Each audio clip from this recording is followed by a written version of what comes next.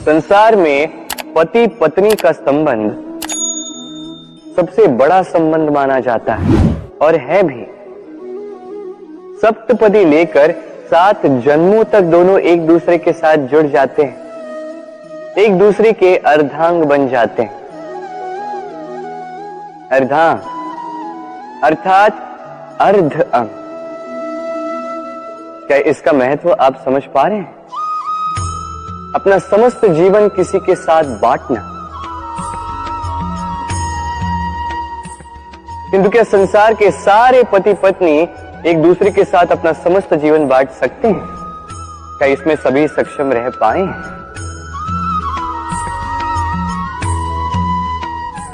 अपना जीवन किसी और के साथ बांटने के लिए सबसे महत्वपूर्ण बात है स्वीकृति, स्वीकार करना। सामने वाले व्यक्ति को स्वीकार करना, उसकी अच्छाइयां भी, उसकी बुराइयां भी।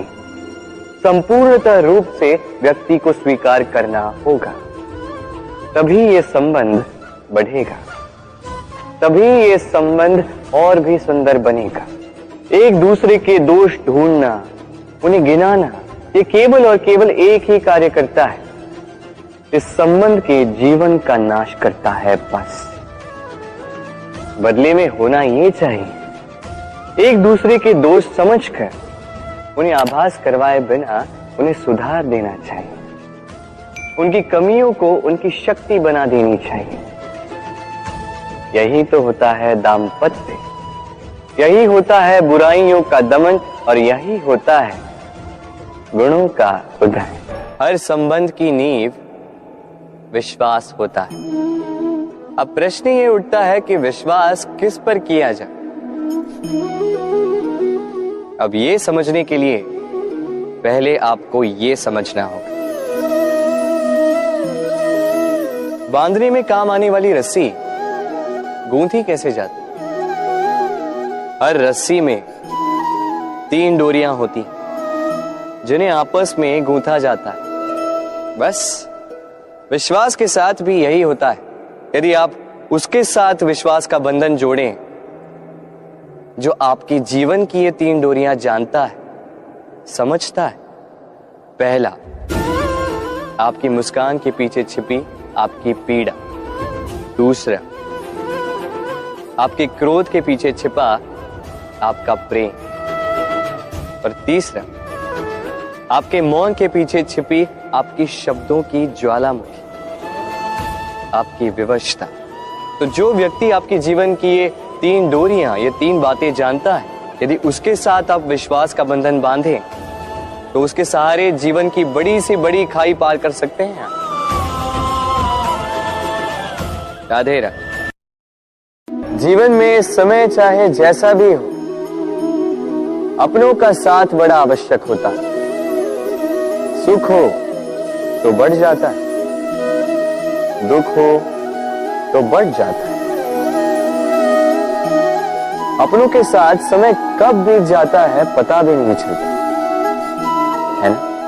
किंतु सोचिए, यदि आपको किसी ऐसे स्थान पे छोड़ दिया जाए जहां आपका कोई संबंधी ना हो, आपका कोई अपना ना, कोई मित्र ना,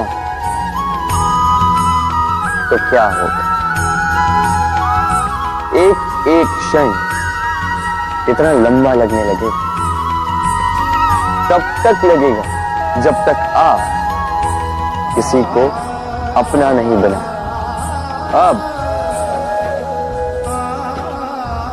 प्रश्न ये उठता है कि आपका अपना कौन है?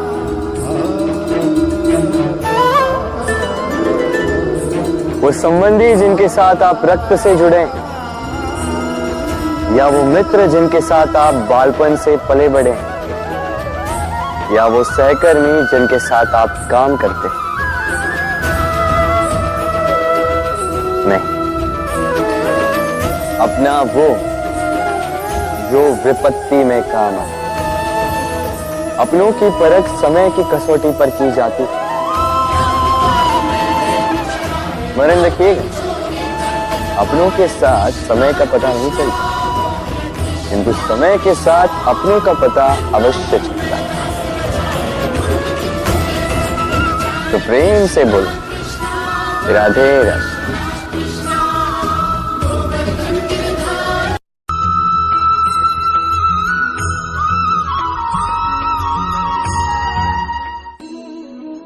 ये प्रेम इस संसार में किसे नहीं भाता, हर किसी ने प्रेम का अनुभव किया ही। हर कोई जानता है ये प्रेम कितना सुंदर है, क्यों ना? ये प्रेम भाव इस संसार में सबसे शक्तिशाली भाव है। अब हर शक्ति के साथ आते हैं कुछ उत्तरदायित्व। अब जैसे ही ये उत्तरदायित्व हमारे जीवन में आते हैं, हम सर्वप्रथम प्रेम को भूल जाते हैं। फिर हमें ये प्रेम ये बोझ लगने लगता है।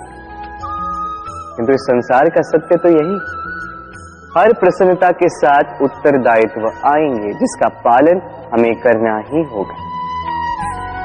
अब यदि मैं आपको उदाहरण दूं,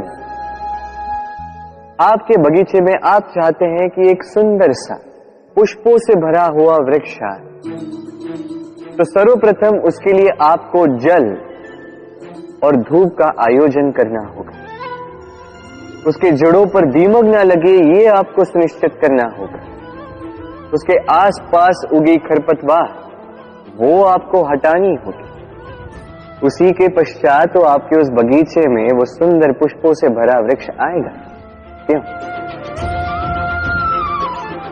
इसी प्रकार होता है प्रेम भी। सर्वप्रथम आपको इसमें समर्पण का खाद जल डालना होगा। अविश्वास और संदेह इसकी खरपतवार आपको हटानी होगी, और विश्वास की ये जड़ें कभी ना दुर्बल पड़े ये आपको सुनिश्चित करना होगा। उसी के पश्चात प्रेम का वास्तविक सुख आप अनुभव कर पाएं। राधे राधे। मनुष्य के सारे संबंधों का आधार है अपेक्षा। पति कैसा हो जो मेरा जीवन सुख और सुविधा से भर दे, पत्नी कैसी हो जो सदैव मेरे प्रति समर्पित रहे, संतान कैसी हो जो मेरी सेवा करे, मेरा आदेश माने।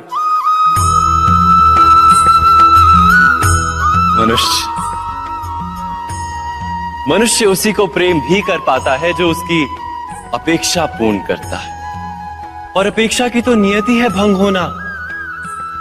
कैसे? क्योंकि अपेक्षा मनुष्य के मस्तिष्क में जन्म लेती है। कोई अन्य व्यक्ति उसकी अपेक्षाओं के बारे में जान ही नहीं पाता। पूर्ण करने की प्रामाणिक इच्छा हो तब भी कोई मनुष्य किसी की अपेक्षाओं को पूर्ण नहीं कर पाता, और वहां से जन्म लेता है संघर्ष। सारे संबंध संघर्ष में परिवर्तित हो जाते। पर मनुष्य अपेक्षा को संबंध का आधार ना बनाए और स्वीकार करे केवल संबंध का आधार, तो क्या ये जीवन स्वयमेव सुख और शांति से नहीं भर जाएगा? स्वयं विचार कीजिएगा।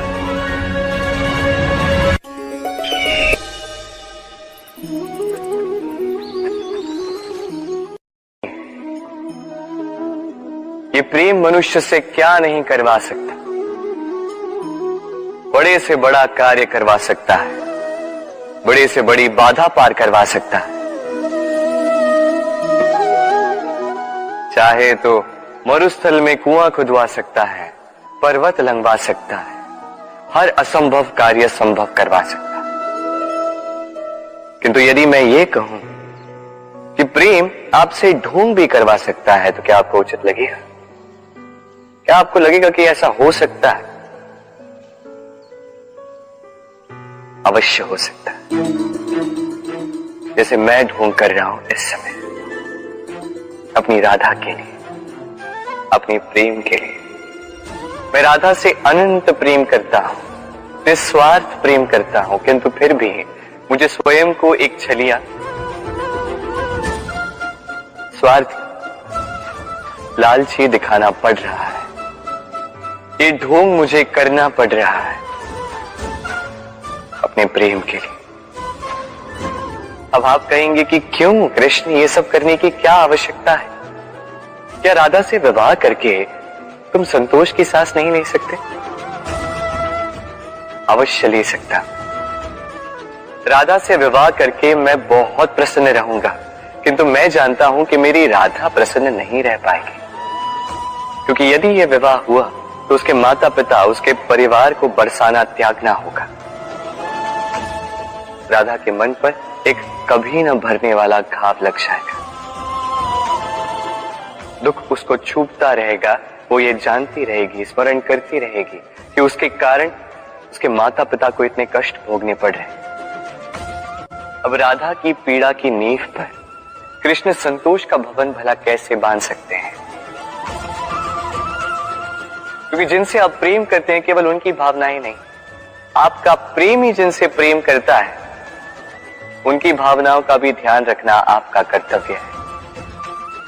और कभी कभी अपने प्रेम को ऊंचा उठते हुए देखने के लिए आपको स्वयं को गिरते हुए दिखाना होगा।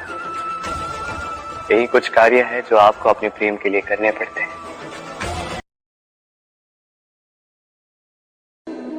हम कई लोगों से मिलते हैं, कई लोगों से वार्तालाप होती, कई लोग प्रसन्न प्रतीत होते हैं तो कई लोग चिंतित प्रतीत होते हैं। किंतु यदि आप ये समझने का प्रयास करें कि कौन अधिकतर प्रसन्न रहता है, कौन अधिकतर चिंतित रहता है, तो आप ये पाएंगे कि वृद्ध और युवक अधिकतर समय चिंता में रहते हैं। दूसरी ओर बालक सदा प्रसन्न रहता है, चिंता की एक रेखा तक नहीं। कारण क्या? अब आप कहेंगे सीधी सी बात है, बालक में इतनी समझ ही कहां होती है कि वो जीवन की समस्याओं को समझ पाए, कठिनाइयों को समझ पाए, दायित्व समझ पाए। बात ये है ही नहीं। वृद्ध के विषय में यदि हम बात करें तो वृद्ध अपने बीते हुए समय के विषय में सोच सोच के दुखी हो जाता है। युवक अपने भविष्य के विषय में सोच सोच के चिंता में रहता है आज। किंतु बालक केवल वर्तमान में जीता है और इसीलिए प्रसन्न रहता है। देखिए, बात बड़ी ही सरल है। आप भूतकाल को नहीं बदल सकते। अब यदि आपको अपने भविष्य को और उज्जवल बनाना है तो आज कर्म करने होंगे, आज परिश्रम करना होगा। तो भूल जाइए ना भूतकाल और भविष्य की चिंता को, वर्तमान का आनंद लीजिए, क्योंकि यही वर्तमान आपका भविष्य उज्जवल भी बना सकता है। यही वर्तमान आने वाले समय में आपका वो भूतकाल बन सकता है जिस पर आपको गर्व होगा। राधे राधे। मेरे दाऊ मुझसे कई बार कहते हैं, कान्हा तुम तो स्वयं नारायण हो, चुटकी बजाते ही यूं ही सब कुछ ठीक क्यों नहीं कर देते? अब दाऊ को क्या समझाऊं? चलिए आप स्वयं सोच के देखिए। सिंह वन का राजा कहलाता है, परंतु क्या सिंह के केवल इच्छा करने से कोई मृग स्वयं चल के सिंह के पास आएगा? क्या स्वयं सज्ज हो जाएगा उसका आहार बनने के लिए? नहीं, कदापि नहीं। किसी भी कार्य को कार्यान्वित करने के लिए आपको प्रयास करने होंगे, परिश्रम करना होगा, तब जाके वो संपन्न होगा। केवल इच्छा से कुछ नहीं होगा। इच्छा से बनते हैं स्वप्न, और उन्हें साकार करने के लिए भी आपको परिश्रम तो करने होंगे। मान लीजिए आपने इच्छा की खाने की, और किसी दानी ने आके आपके समक्ष भोजन रख भी दी, तब भी उसे खाने का श्रम आप ही को करना होगा। यदि प्रेम की इच्छा भी करो तो निस्वार्थ निश्चल भाव से प्रेम करो। देखिए, आप स्वप्न में तो उड़ सकते हैं, किंतु आपको जीना तो धरातल पर ही पड़ेगा। और यदि धरातल पर आप आगे बढ़ना चाहते हैं तो धरती को पैरों से पीछे ढकेलना ही पड़ेगा। राधे राधे।